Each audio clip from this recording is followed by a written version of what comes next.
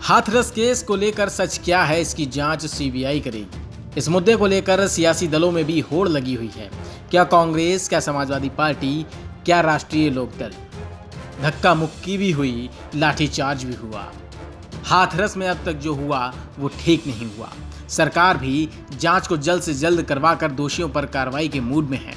लेकिन इस दौरान हाथरस के पीछे क्या कुछ रचा गया, क्या कुछ रचा जा रहा है, इस पर भी जांच हो रही है। हाथरस को लेकर अब तक के घटनाक्रम में बहुत कुछ बयान भी देखने को मिले, तो वहीं इस मुद्दे पर भड़काने की कोशिशें भी पाई गईं। हाथरस मामले में विपक्ष पूरी तरह से गैर जिम्मेदाराना रवैया अपना रहा है। विपक्ष नहीं चाहता कि सच सामने आए। विपक्ष को दलित बेटी की इज्जत का सम्मान प्रिय नहीं है।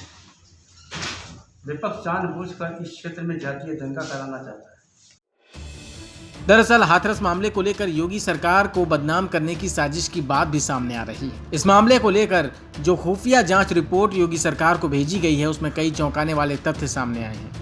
राज्य में जाति आधारित दंगे कराने की मंशा के चलते साजिश तो रची गई, लेकिन योगी सरकार की सतर्कता की वजह से यूपी में जाति विद्वेष फैलाने की साजिश नाकाम भी हुई। खुफिया रिपोर्ट की माने तो प्रदेश में सांप्रदायिक दंगे भड़काने की भी साजिश रची गई थी।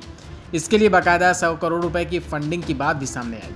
आइए एक एक करके जिक्र करते हैं उन तथ्यों का जो हाथरस मामले में कुछ और कहानी भी बयां कर रहे हैं। हाथरस में पूरी तरह से अफवाह फैलाने की साजिश रची गई। इसके तहत पीड़ित लड़की की जीभ काटे जाने, अंग भंग करने और गैंगरेप से जुड़ी तमाम अफवाहें उड़ाकर नफरत की आग भड़काने की कोशिश हुई। हाथरस के बहाने उत्तर प्रदेश में भी थी जातीय और सांप्रदायिक उन्माद पैदा करने की कोशिश। दंगे भड़काने के लिए लिया गया अफवाहों और फर्जी सूचनाओं का सहारा। सोशल मीडिया का हुआ दुरुपयोग। प्रमाण मिलने पर लखनऊ में केस भी दर्ज हुआ। इस साजिश में पीएफआई, एसडीपीआई के अलावा वो माफिया भी हैं जो सरकार के निशाने पर रहे हैं। इन सब की मिलीभगत के भी ठोस सुराग भी मिले हैं। प्रदेश में अराजकता पैदा करने के लिए बड़े पैमाने पर फंडिंग हुई। साजिश में सीए के उपद्रव में शामिल रहे संगठनों की भूमिका के भी सबूत मिले हैं।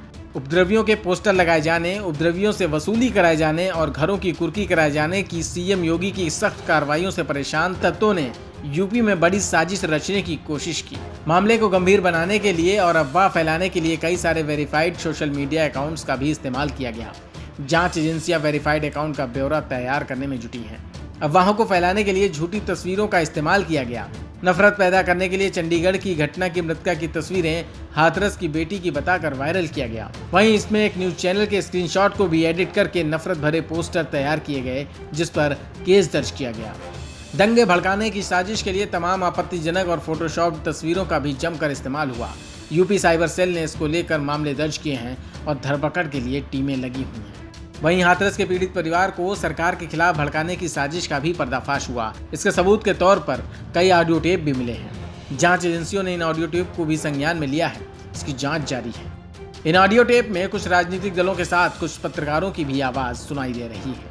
ऑडियो टेप में पीड़ित परिवारों को लेकर सरकार के खिलाफ भड़काने के लिए पैसों का भी लालच दिया गया।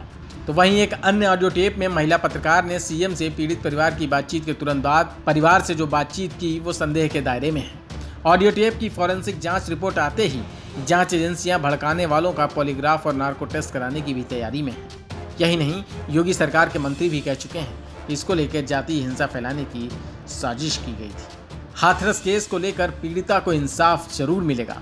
वहीं तथ्यों के आधार पर जांच के बाद वास्तविकता भी जनता के सामने आएगी। News room post, Delhi.